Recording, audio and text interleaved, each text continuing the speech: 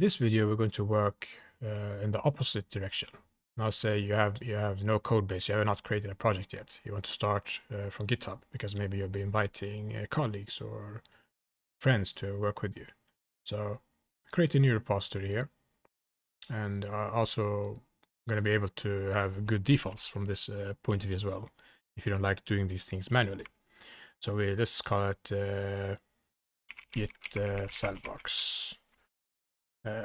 Maybe something more interesting, reverse, or nah, okay, it's sandbox, no need to complicate it. And let's say it's public because I want to work with them, and then I want to readme, and then git ignore, say this will be a Python project, so I'll be searching for Python.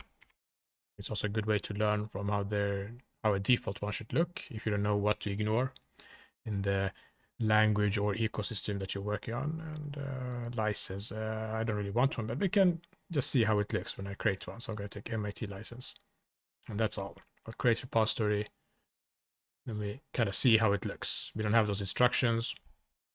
We have the git sandbox readme, there's nothing there, just the title. You can see how it looks in code.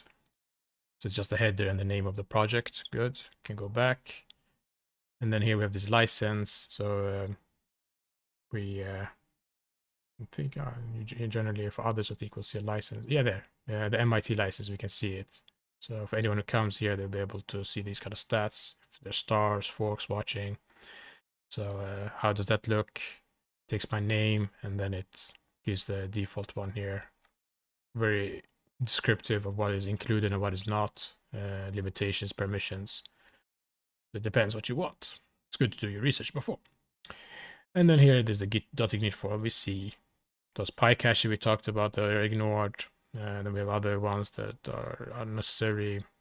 Let's see if find something more interesting. Environment files, they're commented, but we can uncomment it. So you see, you can have documentation also in git ignore, like say why I'm ignoring this. I generally have for sensitive files, I say these are the sensitive files I'm ignoring, or if these are the editors, and I think they even have editors here. There we see .env, this we use a sensitive file. Let's see, maybe have an API key in it. And here it's commented out, but we can uncomment that, remove the hashtag, and then it will ignore this .id folder that PyCharm creates when you're using it. It remembers your history and project settings that are not necessary to be committed. And we have the same one for Visual Studio Code. It also has a VS Code folder. We don't want to commit that, so we can remove the hashtag and then use it. All right, so we have created this repository, and we can go, we showed you the clone approach. So I have the HTTPS clone, I can go that way. And it's probably the easiest way. There are other ways, but I think for your use cases as beginners, this is the way to go. So I'll copy the URL to clipboard. You can do the same thing with the terminal here. I can navigate to my desktop folder. And here I can git clone, as we saw in the previous video.